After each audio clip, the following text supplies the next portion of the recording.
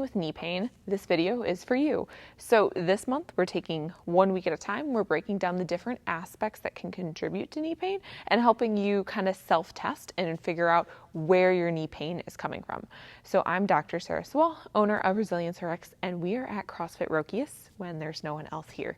So today we are going to talk about knee stability. How do you know if knee stability is contributing to your problem, and why is it even important? So the knee has basically the big femur bone and the big tibia bone. They connect and there's a kneecap in front, right? So when you're doing activities, your knee moves back and forth.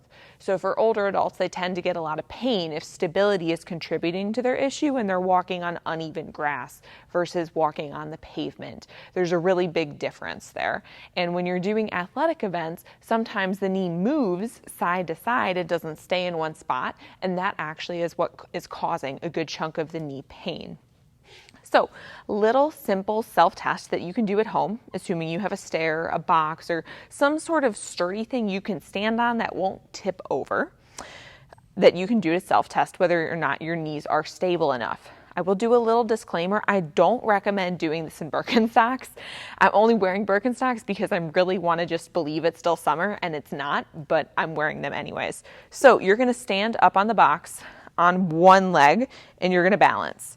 You're going to put both hands on your hips, and then you're going to do a single leg mini squat or type squat to get your heel down to the floor. And you're going to pay attention to the knee. So this would be a good repetition.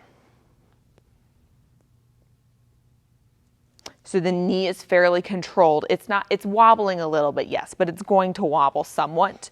What you don't want to see is the knee moving in and out. So something more kind of like this. Something like that is not good. That's not what you want. That indicates that that knee is not being controlled very well by that hip, or that the balance is off at the ankle. Either way, if your knee's doing this on the way down, or you're all over the place like that, that's an indication that knee stability is contributing to your knee pain.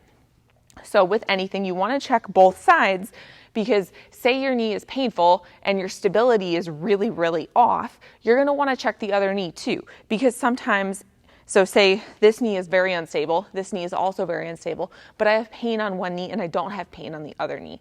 Sometimes then it's not the stability that's the problem. It's not saying it isn't the problem, or it could be contributing to the problem, but it doesn't mean it necessarily is. So again, another quick test, both hands on the hips, squatting down, keeping that knee nice and still, foot pretty close to the ground. I kind of run out of room here unless I take my hands off my hips and go down. So other things to note are if you're going down and you're collapsing in and this hip is going out, that also indicates that there's stability issues and you're using your hip to compensate, because I can just hang here.